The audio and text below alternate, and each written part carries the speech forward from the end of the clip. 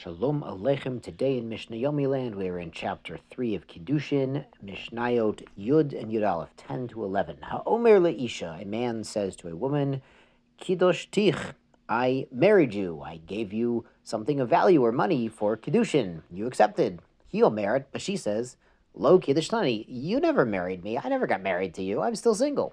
So what's the legal effect of these conflicting statements? Hu asur bikrovoteya. He is not allowed to marry any of her relatives, such as her sister, or mother, or daughter. The he muteret bikrovav, but she could go ahead and marry his brother. What he's done is he's made all of her relatives forbidden because he said that he performed Kiddushin with this particular woman, so then he's never allowed to marry any of her relatives. But the opposite is not true. She did not accept that. She says, I was never married to you, but she could go ahead and marry one of his relatives. It does not affect her legal status vis-a-vis his relatives.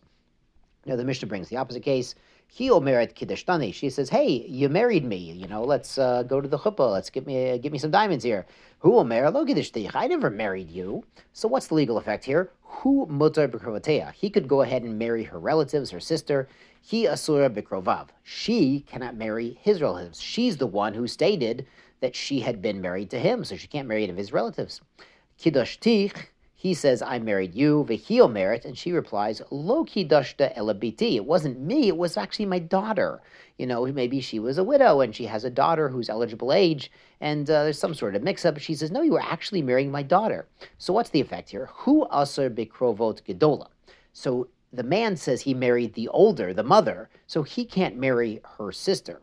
But Gedola muteret pekrovav, but she could go ahead and marry his relatives. She never accepted, she never said that she was married to this man. Obviously, in all of his cases, if there are witnesses that we can pull up who saw exactly what happened, that would help, but we don't have that here. And also the Mishnah adds, Hu muter bekrovot katana. He could go ahead and marry relatives of the daughter, the younger woman, who he never said he married. He said he's married the mother. Katana muteret bekrovav.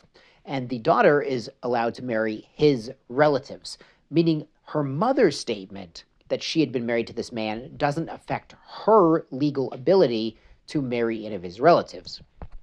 Now, this final statement is interesting because we just talked about yesterday how a father of a young girl, the father of a minor, is believed when he says he married his daughter to a specific man, and unless we know otherwise, we'll trust the father, but the mother isn't. We might have thought there's a gezerah derabanan, that just like we trust the father, we'll trust the mother, at least lechumra, just to be on the safe side, but we see from this Mishnah that is not so. Let's go on to Mishnah 11.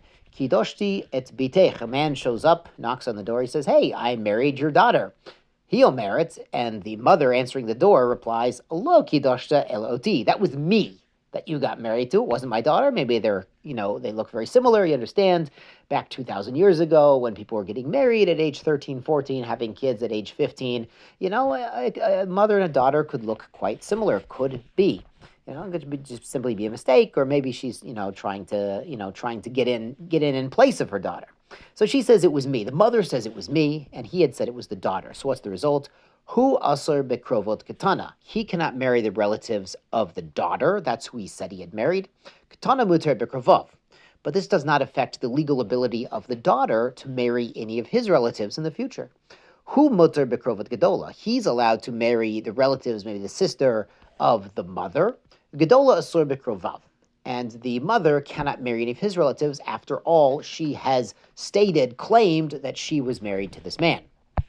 There's an interesting point that Kahati brings, that in all of these cases where there's this claim of marriage, but we're not sure, the Bezdin, the court, the local sages, they would say, listen, they would tell the man, it's appropriate to give a get just to be on the safe side, so there's no rumors, no nonsense going around, but if they urge him to give a get, and he does so, he does not have to pay ketuvah. But if he just goes and gives a get all by himself without any rabbis telling him to do that, then she also has a claim to get paid a ketuvah, because that's sort of admitting there was actually a marriage going on if he goes ahead and severs that marriage that we didn't know existed all by himself. It's also an interesting point. The halacha is a person can make something forbidden to themselves. As we learned about in Nidarim, you could take a neder, a vow against wine or meat. A person can basically legally make an effect as if they've married to someone that they've never actually been married to. It's important to keep in mind a hashkafic point that comes out of this is people may claim all sorts of things about themselves, their status, their identity, whatever it is. And yes, that's perfectly 100% valid just for them, but not necessarily for anyone else. Yishar kochechem tizku lemitzvot.